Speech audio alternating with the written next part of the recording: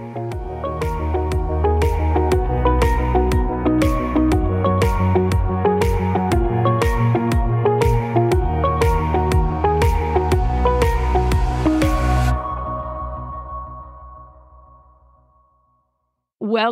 to How Women Inspire. Today, we're meeting one of the most amazing ceiling breakers, and you are in for a treat. Patricia Lizarraga is joining us today. She's the CEO of Hypatia Capital, the issuer of the WCEO ETF, the electronically traded fund, WCEO. You all need to know this, so write it down if you haven't already. This is available at the New York Stock Exchange and invests in American public companies with women CEOs for performance, diversification, and impact.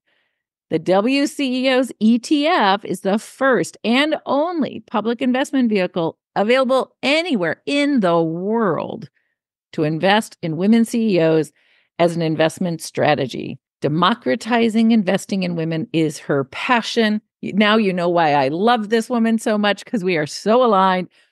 Through the Hypatia Capital Investathon, she's inspiring, educating, and activating young women all across the United States to invest early, invest often, really lean into their power and invest in women. Patricia, welcome. We're so excited to have you here today. I hope it's okay. I did the Spanish version of your name. Absolutely. Absolutely. Patricia.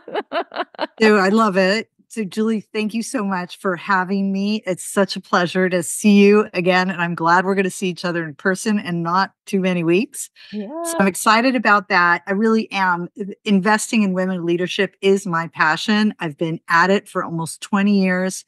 And as as investing in women leadership has evolved, I've evolved with it as well. And our products and what we're trying to get in people's hands has evolved. And, our thesis is that women CEOs will outperform. And, there's plenty, we'll talk about it later, but what we're trying to do is make sure that everybody who believes that has the opportunity to put some money into that thought. And it doesn't matter, you have $30 or $30 million. You should be able to execute on that. So that's what we're up to. Well, you're such a ceiling breaker. There's so few women in this space, period. How many women are creating ETFs? You probably know the numbers, but it's so sparse. And you've created something that I am sure this has not been easy as a journey, but we are giving you the award in 2024. You are our honoree for Get On Board Week, and 3,000 women will be hearing you speak and seeing, on pins and needles to hear what you have to say so they can learn from you and get inspired by you and your courage. I am just so honored that we get to play a role in celebrating you and being part and really making sure every woman knows about this opportunity you've made available for all of us. Thank you. Thank you for the honor. It's just, it's fun. And I love what I'm doing. So it's fun that we're going to share it with more people. Well, it's infectious. So before we get into sort of, there's so much we need to talk about today, but do you have a song, a theme song, or a song that you listen to on the good days or the tough days? It's just a song that every time it comes up, it reminds me of my whole life, which is Queen's, Don't Stop Me Now. I could tell you the first dance that I danced that at, it was an 8th grade, rec party. And my crush actually asked me to dance. And so when people ask me for a song, that's the first one that comes up. And I don't think it can be, it's still about that, right? Your energy, like I'm going for it. I'm jumping to the sky. I'm so excited about what I'm doing. And it's important to keep that energy in it. And it just reminds me, oh my gosh, I had it when I was 13, but I want to keep it. And so I love that song. I get the sense if anyone says, oh, you can't do that, you're like, oh, please, just watch me. There is no one who's going to stop me from doing what I want to do. And this is the kind of energy right now in this country. That's the energy that we need to just push forward. We need to all get behind the women ceiling breakers like you. So you touched on this for just a second, but can you talk about the actual data about women CEOs and their outperformance? Give us some data points. Sure. So there have been many, just not countless, because you can count them, but numerous studies by major institutions talking about the outperformance of women, both in the public and the private market. So you can look at BlackRock's study last year, Credit Suisse did when it existed, did an extensive study of really global women CEOs. I think for people in venture capital like yourself, it's a well-known fact that women CEOs outproduce for every dollar that's invested in them. But none of these studies take a long-term view of measuring the outperformance time and time again. So we actually created a database that basically measured how women CEOs of public companies perform, how the stock does the day they become the CEO or the month they become the CEO and the month they leave. And we created this data going back to 2008, January 1st, 2008. And as of last month, there's a couple hundred basis points of outperformance per annum. And that is huge in the public markets. And we know from the other studies that have done, both for venture capital, for early stage investing, and for private equity, that the same pattern happens in the different asset classes. So the data, and we publish it every month. Yeah. Wilshire Associates in California is our index calculator. They helped us design the index that would isolate the performance of women. And they've been doing it for 2 years, and it's not changing. The data is not changing. So can my 20-year-old kids invest in this ETF, or is it only for a certain type of investor? It's for everybody. So all you need is $30 because you open up a Robinhood or a SoFi. We love SoFi account. You can open up Schwab, etc., and you put in the ticker WCO ETF and buy as many shares as you can afford.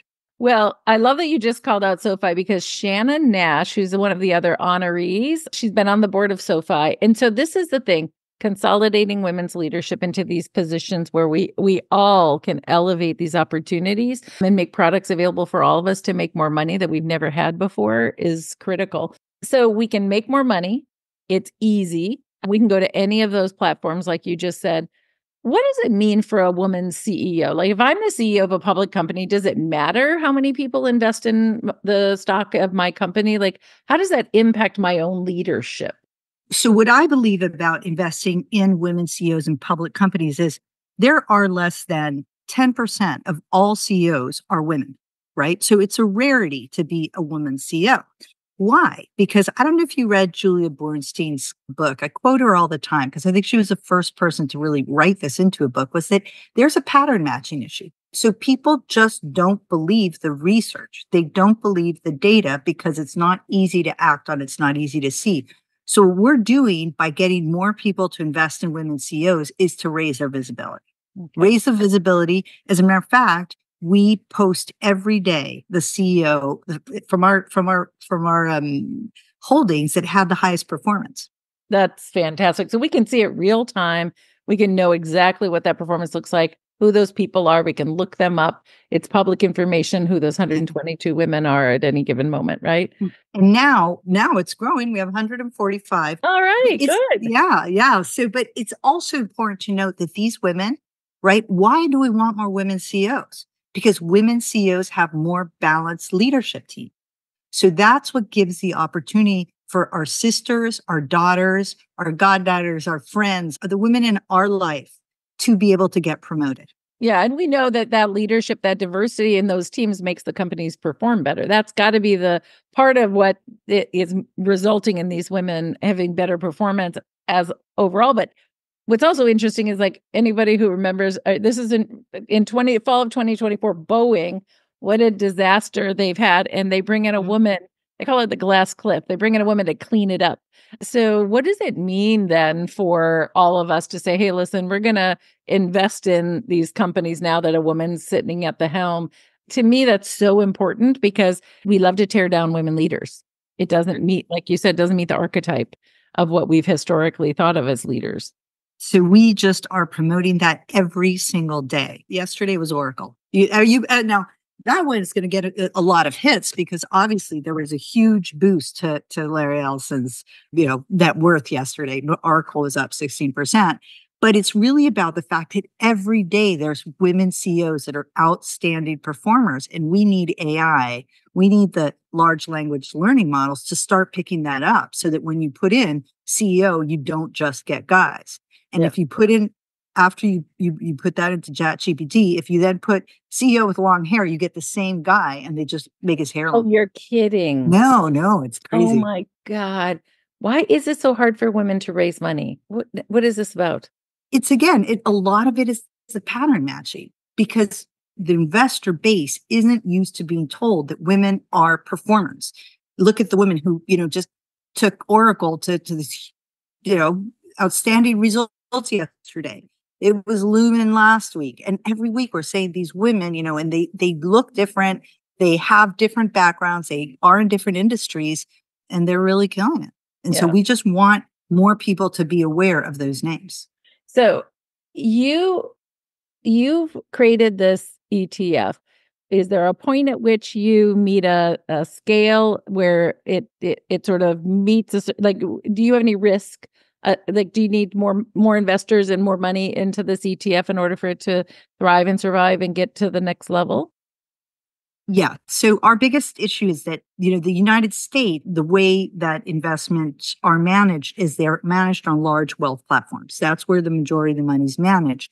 And because we're new and small, we can't be on those big wealth platforms yet. So what we need everybody to do, everybody who we come in contact with, to make an investment through the, supermarkets, as they call it, the again, SoFi, Robinhood, Schwab, Fidelity, where you can buy directly and get us to a size that will be able to really grow and thrive. ETFs can't really thrive till they're at about, at least 100 million, but really 300 million. And we're at 3 million. So we really need everybody's help.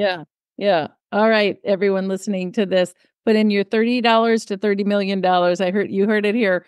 And you're going to make more money. So it just, the data is pretty clear. This is a good investment. How do we address the wealth gap? There's so many elements to it. They say 98% of all assets are managed white men. What do they say? 1.6% women and people of color combined. We still got a long way to go. We have been thinking about this for a couple of years now. We're like, okay, we're going to create this product and it's going to be great for women who are already have portfolios. But how do we address the wealth gap? Which fundamentally, one of the big problems is women don't start early enough.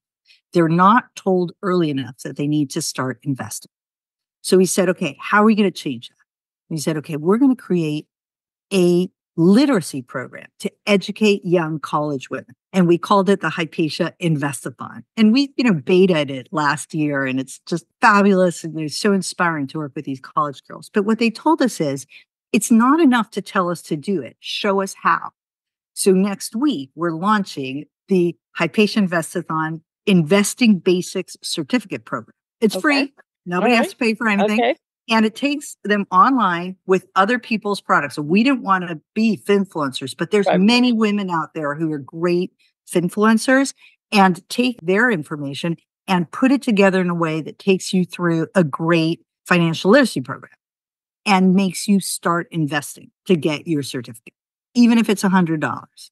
So we're starting that. We're already on 10 college campuses. We want to at least double that this year. But what's more, we want to partner with organizations like, we're already partners on this, Julie, but this is like a new ask. This is what I thought we were going to talk about earlier was, what about older women sponsoring the young woman, right? Oh, of course, our daughter. I have 2 daughters, no question. I will give you the $100. Yeah. I'll get you started. I'll get you started with $100 if you take this class. Yeah. The $100 is yours.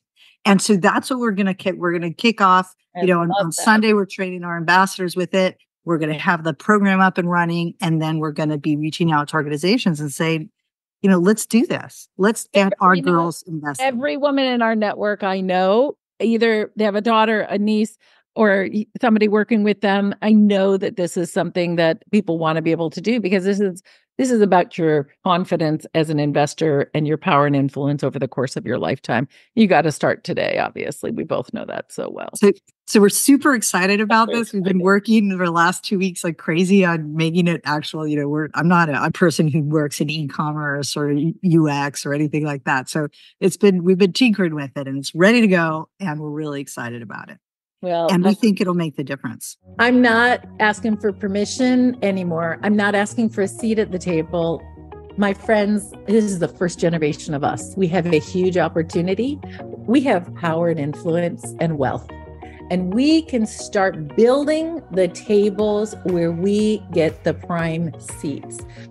Today, we want to invite you to join us as investors in venture. I know no one's asked you to do it before. It might be something that seems scary or foreign, but I promise you it's not that different than investing in a mutual fund where your retirement funds are. I want you to lean in and just learn a little bit more.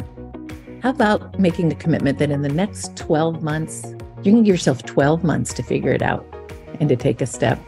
I want to invite you to be part of the new table of power and influence and wealth. You're invited.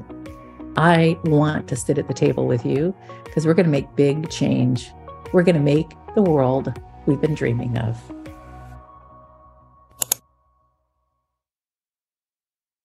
I think it does. Well, let's just talk about women, older women. I'm not an older woman, Patricia.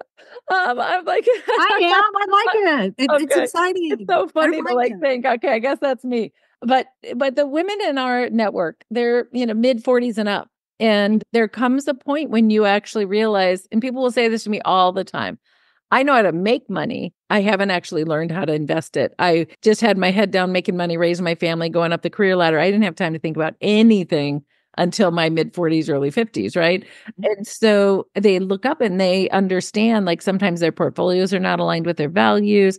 There's a lot we need to be thinking about. As someone who does this all day and is such an innovator in the investing space, how do you think people should begin to really think about? Some of the women I know, they've got between $5 and $50 million. It's not small amounts of money that they need to figure out, like, how am I going to make sure that I have control over this and I'm not abdicating? Well, I think it's a path. I think it's a learning path. First, you have to be curious and you have to, maybe carve out a piece of your portfolio to start experimenting with that. And, I think Invest for Better is doing a great job. I'm actually in November teaching their gender smart investing class. Love that. So hopefully, a lot of people sign up where you start learning about, okay, what are some of the, whether it's in gender or in climate, those are the two big things that women care about. What are the things that are available? Because your advisor is going to advise you against it.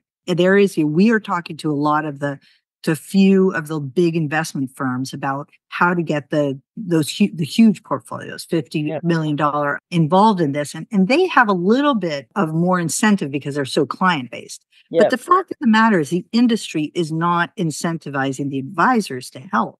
So you're going to women have to be a little bit curious of it on their own.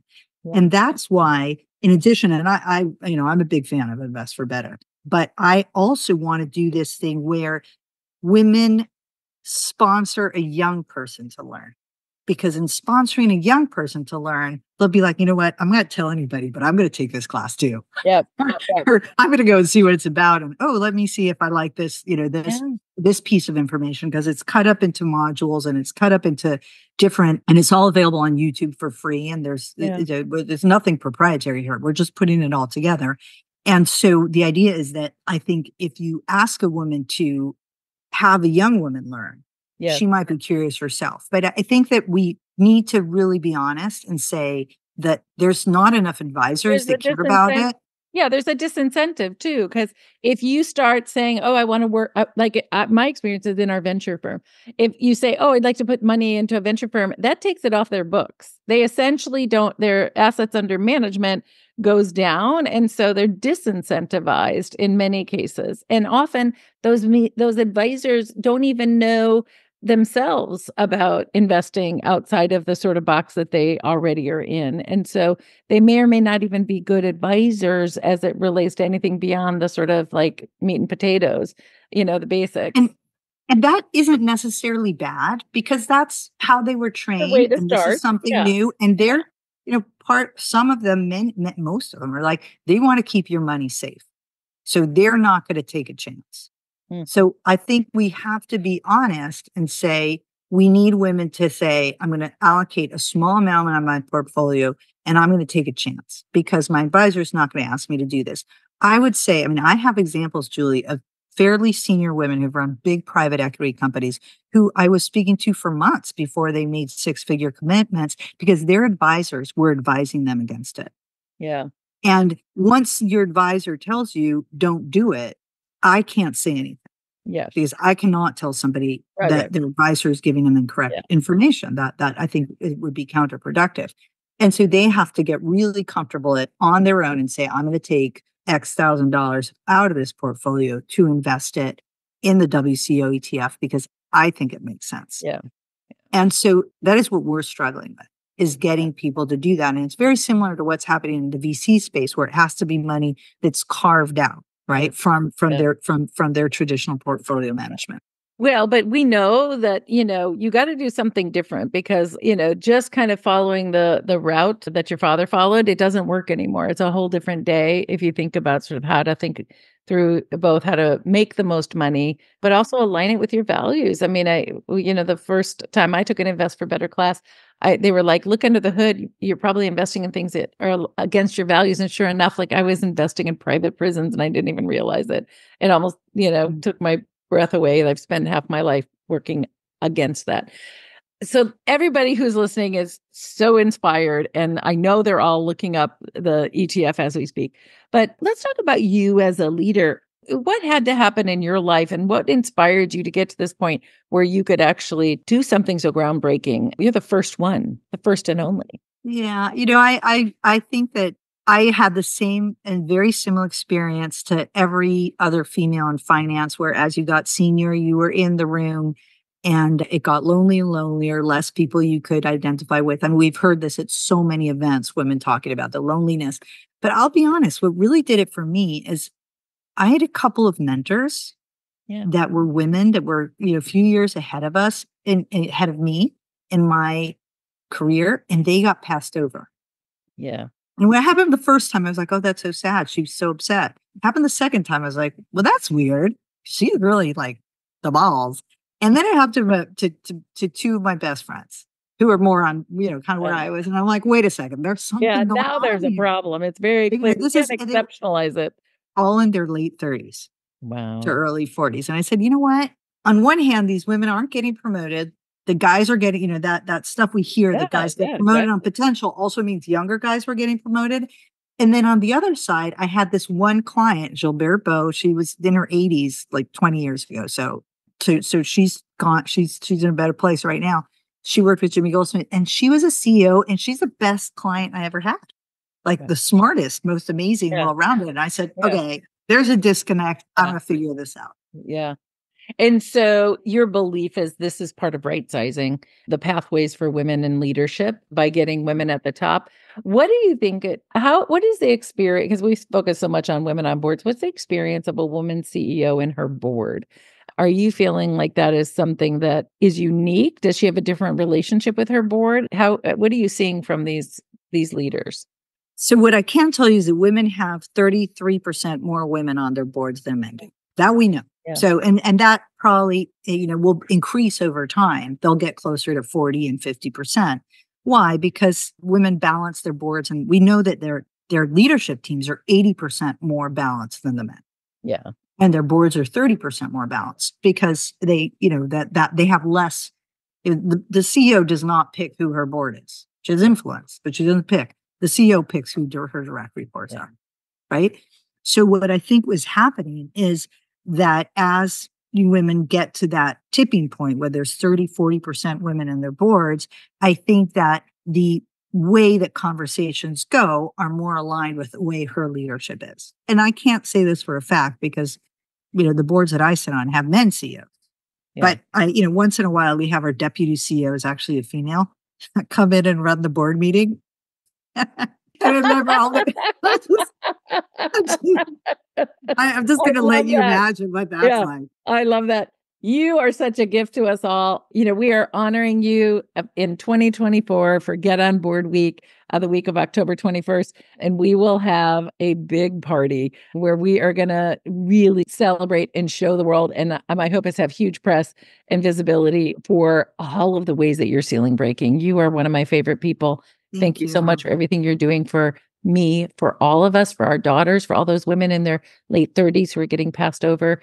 We need you strong and powerful and making sure that we make this a home run. So thank you. Thank you for, all the visibility, and because that's what it's about. It's about people understanding that they have options. There are options to invest in women. You don't have to not invest in women. And historically, it'll tell you that there's a chance you're going to do better. Yeah. Thank you so much, my friend. All right, everyone listening, you've got your marching orders. Time to take a look under the hood and take responsibility for your finances. And all of us, I'm going to have both my daughters. I'm giving them $100 and getting them started. So I love that as an idea. And it's our time to take responsibility and ownership over our financial health and investments. Thanks, my friend. Thank you.